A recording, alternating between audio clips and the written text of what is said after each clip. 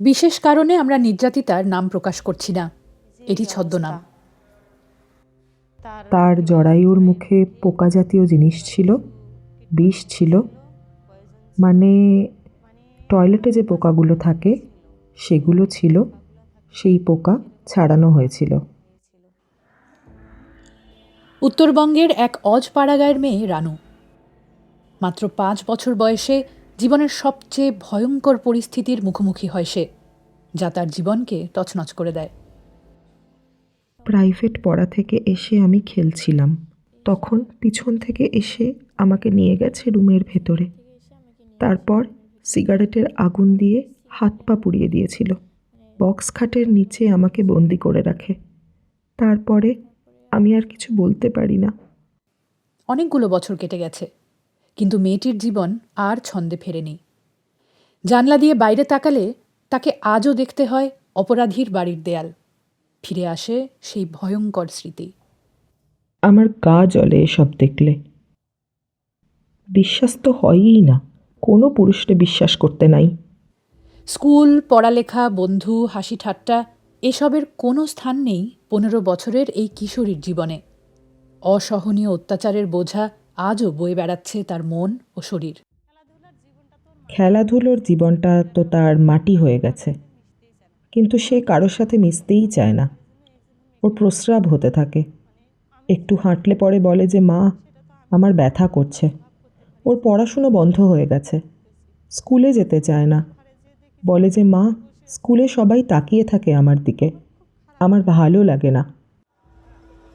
দীর্ঘ 5 বছরের বেশি সময় পর এই মামলায় আসামির যাবজ্জীবন কারাদণ্ড হয়, কিন্তু সে পথ সহজ ছিল না। 2টা না 3টা ডিএনএ টেস্টিং ল্যাবরেটরি আছে, এবং এই ল্যাবরেটরির সংখ্যা বাড়েনি, এবং একটা ডিএনএ টেস্ট করতে অনেক সময় লাগে।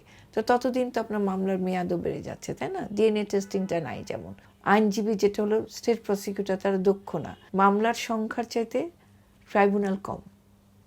ট্রাইব্যুনাল কম থাকার জন্য অনেক সময় মামলার জমে যায় এবং মামলাগুলো হয় না। ঘরের ভেতর, স্কুল, খেলার মাঠ, পাড়ার রাস্তা, কোথাও নেই শিশুদের নিরাপত্তা। সাম্প্রতিক পরিসংখ্যানও তুলে ধরছে সেই ভয়াবহ চিত্র। আইন ও সালিশ কেন্দ্রের পরিসংখ্যান অনুযায়ী 2025 সালের ফেব্রুয়ারি থেকে 2026 সালের ফেব্রুয়ারি পর্যন্ত মোট 776টি ধর্ষণের ঘটনা ঘটেছে, যার প্রায় অর্ধেকই শিশু। কেবল নারী শিশুরাই যে ধর্ষণের শিকার তা নয়, ছেলে শিশুরাও ধর্ষণের শিকার হয়েছে। অ্যাকশনএইড বলছে 2025 সালে ধর্ষণের ঘটনা এর আগের বছরের তুলনায় 52.3% বেড়েছে। বাংলাদেশ মহিলা পরিষদ জানিয়েছে 2025 সালে 786টি ধর্ষণের ঘটনায় 543 জন শিশু। যে সংখ্যা আপনি বললেন, এই সংখ্যা তো একটা পূর্ণাঙ্গ সংখ্যা না। এটা সেই সংখ্যা যে সংখ্যাটা পত্রপত্রিকায় খবর হিসেবে এসছে। এর বাইরে অসংখ্য ঘটনা বাংলাদেশে ঘটছে, যেটি পত্রিকায়ও আসে না, বা মামলাও হয় না, বা কারোর নজরেও আসে না। অপরাধী যদি নিশ্চিতভাবে জানে যে সে ধরা পড়বে এবং দ্রুত শাস্তি পাবে, তখন অপরাধের প্রবণতা কমতে শুরু করে। অপরাধ যারা করছে তারা কিন্তু ফিলই করতেছে না যে তারা একটা অপরাধ করেছে। তারা মনে করছে এটা কখনো তারা অ্যামিউজমেন্ট, তাদের মজা, কখনো হচ্ছে প্রতিহিংসা চরিতার্থ অন্য কোনো কারণে, কিন্তু এটা যে একটা অপরাধ সেটা সেই বোধটা তাদের নাই। সেটা কেন নাই? সেটা হচ্ছে অপরাধের কোনো শাস্তি হয় না। মার্চ 2026, চট্টগ্রাম জেলার সীতাকুণ্ডের এই পাহাড়ি এলাকায় ধর্ষণ চেষ্টায় ব্যর্থ হয়ে শ্বাসনালী কেটে ফেলে রাখা হয় 7 বছরের এক শিশুকে। তাকে চকলেট আর বেড়ানোর কথা বলে জঙ্গলে নিয়ে গিয়েছিল প্রতিবেশী বাবু শেখ। মেয়েটির বাবার সাথে ঝগড়ার প্রতিশোধ নিতেই এই কাজটি করেছিল সে। রক্তাক্ত শিশুটি পাহাড় থেকে নেমে এলে রাস্তা নির্মাণকারী শ্রমিকরা আহত শিশুটিকে দ্রুত হাসপাতালে নিয়ে যান, কিন্তু শিশুটিকে বাঁচানো যায়নি। তার ভিডিও সামাজিক যোগাযোগ মাধ্যমে ভাইরাল হলে দেশ জুড়ে ব্যাপক আলোড়ন সৃষ্টি হয়। আমার লগে আরো 2-3 জন লোক ছিল, কাজ করতেছে ডেলি কাজ। ওদেরকে ডাইকে নিয়ে আসলাম। সঙ্গে সঙ্গে আমি এর গলার মধ্যে একটা কাপড় ফেঁসা দিই। আমাদের বালুর ট্রাক গেছিল উপরে, বালুর ট্রাকে করে নিচে ফাটা দিয়েছি। দুটোকে বলার চেষ্টা করেছিল, তো বলতে পারেনি, কারণ এর মুখ থেকে কথা বাড়াই না। কথা বলতে চাইলে আর গলা থেকে মানে একটু হাওয়া বাইরে যায়। শিশুটি নেই, কিন্তু থেমে নেই পরিবারের আহাজারি। 7 বছর কি করে সোনার রু নাতিনের বিদে দিছি, আর কি। মানে আমার মেয়েটা বহুত প্রচণ্ড কষ্ট পেয়েছে, খুব কষ্ট করে আমার মেয়েটা দুনিয়ার থেকে চলে গেছে বিদায় করে। আমার মেয়েটার আমি যে ওই শিশুটিকে হত্যা চেষ্টার পর সেদিন কোনো অনুশোচনা ছাড়াই নিজের স্বাভাবিক কাজকর্ম চালিয়ে যান অপরাধী। এমনকি নির্যাতিতার পরিবারকে সহানুভূতি জানানোর অভিনয় করেন বলে অভিযোগ। সিসি ক্যামেরা দেখে পরে বাবু শেখকে গ্রেপ্তার করে পুলিশ। অপরাধী বিজ্ঞানীদের মতে অনেক ধর্ষকের মধ্যে অপরাধবোধ বা অনুশোচনা প্রায় থাকেই না। সমাজে চলমান ক্ষমতার অপব্যবহার এবং বিকৃতির প্রসারও তাকে আশ্বস্ত করে। এই যে আমরা যে রিভেঞ্জ বললাম, এটা তো একটা সাইকোলজিক্যাল ইম্প্যাক্ট। তারপর সুপারিয়রিটি কমপ্লেক্স, এটা একটা সাইকোলজিক্যালি ইম্প্যাক্ট। কারণ সবার একটা টার্গেট থাকে, তারা শিশুদের বা যারা অ্যাডোলেসেন্ট সময়ে আশেপাশে থাকে তাদেরকে অনেক বেশি ফোকাস করা হয়।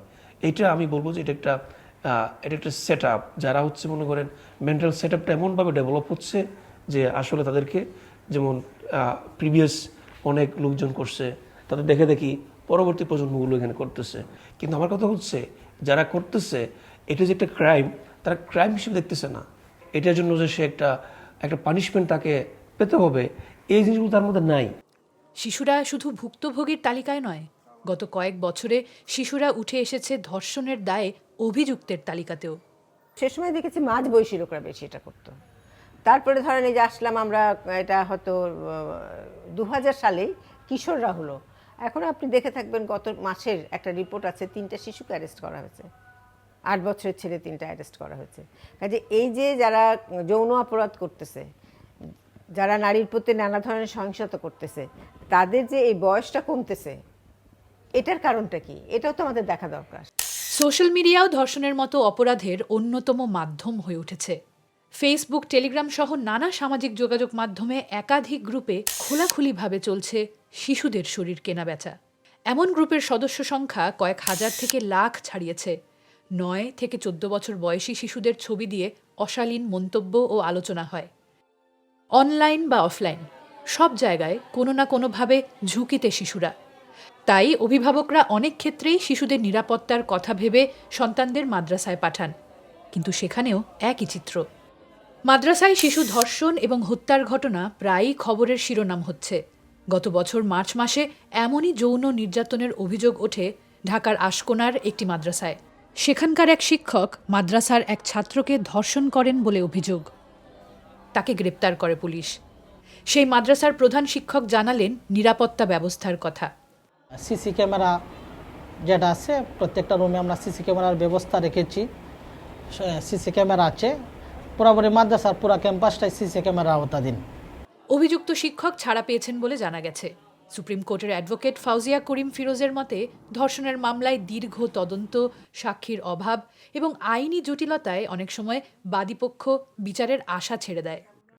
তারা যে ধরনের লয়ার নিয়ে আসে, সেই লয়ারগুলো খুব ইনএক্সপিরিয়েন্স লয়ার। এটা আমি আজকে বলতে পারছি because I M a lawyer. প্রথম কথা হলো যে তাদের অভিজ্ঞতা নাই, তারা অনেক কিছু জানেন না, আবার অনেক সময় দে আর বিং ইনফ্লুয়েন্সড। বিগত দিনে যে ঘটনাগুলি ঘটেছে তার অধিকাংশ ক্ষেত্রে মামলার ফয়সালাটা হয়নি, অর্থাৎ বিচারটায় অপরাধীকে শনাক্ত করে অপরাধের বিচার করা, এটা সম্পন্ন খুব কম ক্ষেত্রে হয়েছে। সমাজে যে একটা কঠিন বার্তা দেওয়া দরকার যে এই ধরনের অপরাধ চলতে দেওয়া যাবে না, এরকম একটা বার্তা সমাজে কিন্তু দেওয়া যায়নি। এবং এই বার্তাটি দিবে আইনশৃঙ্খলা রক্ষাকারী বাহিনী, এই বার্তাটি দেবে সরকার। আন্তর্জাতিক সংস্থা দ্য ফ্রিডম ফান্ড পরিচালিত গবেষণায় দেখা গেছে ঢাকার প্রায় 33% ছেলে পথশিশু যৌন শোষণের শিকার। তাদের এই শোষণ থেকে সুরক্ষার যথাযথ পদক্ষেপ নেই।